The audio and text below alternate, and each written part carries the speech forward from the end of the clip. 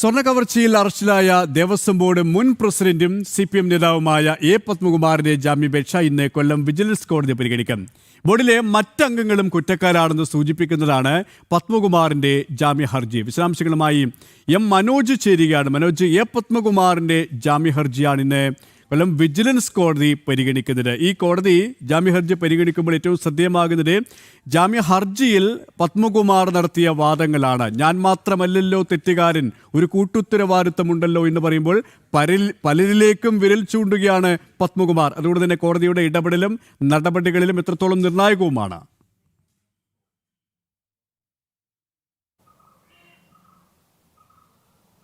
തീർച്ചയായും A. പത്മകുമാറിൻ്റെ ജാമ്യ ഹർജിയിൽ സൂചിപ്പിച്ചിരിക്കുന്നത് ഇത്തരം കാര്യങ്ങളാണ്. അതായത് താൻ ദേവസ്വം ബോർഡ് പ്രസിഡൻ്റായിരുന്നു, ബോർഡിൻ്റെ തീരുമാനമാണ് താൻ നടപ്പിലാക്കിയത്. അതായത് എല്ലാവരും കൂടെ ചേർന്നെടുത്ത തീരുമാനമാണ് നടപ്പിലാക്കിയതെന്നാണ് പത്മകുമാർ പറയുന്നത്. അതിൽ താൻ മാത്രം എങ്ങനെ കുറ്റക്കാരനാകുമെന്നുള്ള ചോദ്യമാണ്.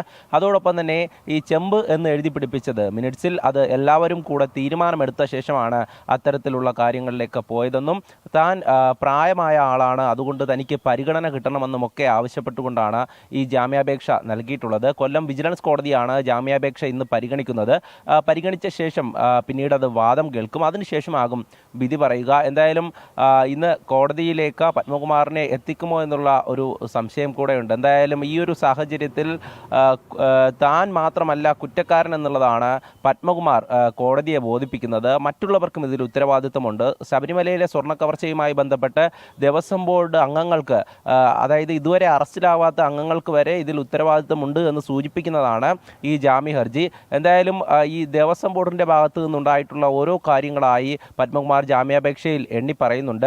അതോടൊപ്പം തന്നെ അറസ്റ്റിലായിട്ടുള്ള N. വാസു, അതായത് നേരത്തെ ദേവസ്വം കമ്മീഷണറായിരുന്ന N. വാസുവിൻ്റെ ജാമ്യാപേക്ഷയിൽ നാളെയാണ് കോടതി വിധി പറയുക. ശബരിമല സ്വർണ്ണക്കവർച്ചയുമായി ബന്ധപ്പെട്ട് A. പത്മകുമാറിനെ SIT സംഘം ചോദ്യം ചെയ്തിരുന്നു. കൃത്യമായും കോടതിയിലെത്തി കസ്റ്റഡി അപേക്ഷ സമർപ്പിച്ച് പത്മകുമാറിനെ ചോദ്യം ചെയ്തു. അതിലൂടെ തന്നെ മറ്റ് വിവരങ്ങളും അന്വേഷണ സംഘത്തിന് ലഭിച്ചിട്ടുണ്ട്. എന്തായാലും ഈ ഒരു സാഹചര്യത്തിൽ കൂടുതൽ ഉന്നതരിലേക്ക് അന്വേഷണം എത്തേണ്ടതുണ്ട്. പത്മകുമാറിൽ മാത്രം ഒതുങ്ങിപ്പോകേണ്ടതല്ല അന്വേഷണം എന്നുള്ളതാണ്. പത്മകുമാർ പറയാതെ പറയുന്നതും അത് തന്നെയാണ്. കാരണം ഞാൻ മാത്രമല്ലല്ലോ തെറ്റുകാരൻ, അല്ലെങ്കിൽ തന്റെ കൂടെ ഇപ്പോൾ അറസ്റ്റിലായ ജയിലിൽ കിടക്കുന്നവർ മാത്രമല്ലല്ലോ തെറ്റുകാർ, അതിനും മുകളിൽ ചില പേരുകൾ അദ്ദേഹം പറയാതെ പറയുന്നുണ്ട്. കടകംപള്ളി സുരേന്ദ്രനിലേക്ക് അടക്കം വിഷയം എത്തുമെന്ന കാര്യത്തിൽ സംശയമില്ല. അതുകൊണ്ട് തന്നെ ജാമ്യ ഹർജി പരിഗണിക്കുമ്പോഴുള്ള കോടതിയുടെ നിരീക്ഷണങ്ങൾ ശ്രദ്ധേയമാണ്. ഒപ്പം വീണ്ടും അന്വേഷണ സംഘത്തിന് തെളിവുകൾ ശേഖരിക്കേണ്ടതുണ്ട്, ചോദ്യം ചെയ്യലുകൾ നടത്തേണ്ടതുണ്ട്, കൃത്യമായ ഉത്തരത്തിലേക്ക് എത്തേണ്ടതുണ്ട്. കാരണം ഹൈക്കോടതിയുടെ നിരീക്ഷണത്തിലാണ് എല്ലാ നടപടികളും ഇപ്പോഴും നടന്നുകൊണ്ടിരിക്കുന്നത്. അതുകൊണ്ട് ഇനിയുള്ള നടപടിക്രമങ്ങൾ ഏത് തരത്തിലാകാനുമാണ് സാധ്യത?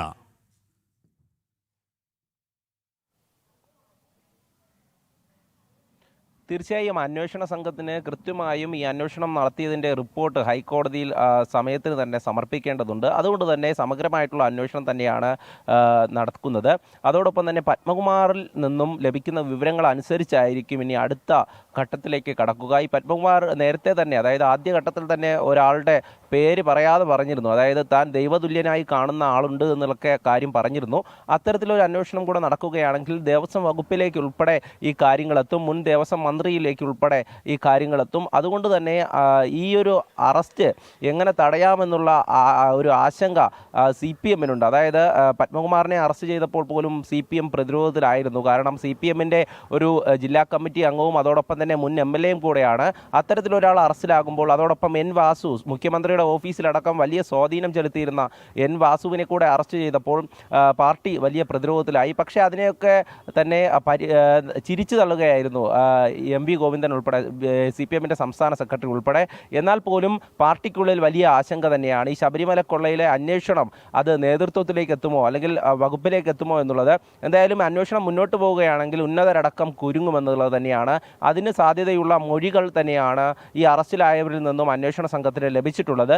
എന്തായാലും ഈ ഘട്ടത്തിൽ ജാമ്യാപേക്ഷ കൂടെ കോടതി പരിഗണിക്കുമ്പോൾ അതിൽ കൃത്യമായുള്ള ഒരു നിരീക്ഷണം ഉണ്ടാകും. എന്തൊക്കെയാണ് ജാമ്യ ഹർജിയിൽ പത്മകുമാർ അടക്കം പറഞ്ഞിരിക്കുന്നത്, അല്ലെങ്കിൽ N. വാസുവിൻ്റെ ജാമ്യാപേക്ഷയിൽ നാളെയാണ് വിധി പറയുക, അതിലടക്കം ജാമ്യം നൽകുമോ എന്നുള്ള കാര്യവും സംശയമാണ്. കാരണം ഈ അന്വേഷണം നടക്കുന്ന ഈ ഗൗരവമായിട്ടുള്ള ഈ ഘട്ടത്തിൽ ഒരു പ്രതികൾക്കും ജാമ്യം നൽകരുത് എന്നുള്ളത് തന്നെയാണ് പ്രോസിക്യൂഷൻ വാദം. അത്തരത്തിൽ ജാമ്യം ജാമ്യം അർഹിക്കുന്നവരല്ല നിലവിൽ അറസ്റ്റിലായിട്ടുള്ളവർ. എല്ലാവർക്കും കൃത്യമായിട്ടുള്ള പങ്കുണ്ട് എന്ന് തെളിയിക്കുന്നത് തന്നെയാണ് ഈ അന്വേഷണ സംഘമടക്കം കോടതിയെ ബോധിപ്പിച്ചിട്ടുള്ളത്. എന്തായാലും ഈ ഒരു സാഹചര്യത്തിൽ പത്മകുമാറിന് ജാമ്യം ലഭിക്കുമോ എന്നുള്ളത് തന്നെയാണ്. അത്തരത്തിൽ ലഭിക്കാൻ സാധ്യതയില്ല എന്നുള്ളതാണ് മനസ്സിലാക്കുന്നത്. യെസ്, എ പത്മകുമാറിന്റെ ജാമ്യാപേക്ഷയാണ് ഇന്ന് കൊല്ലം വിജിലൻസ് കോടതി പരിഗണിക്കുക. എം മനോജാണ് വിവരങ്ങൾ നൽകിയത്.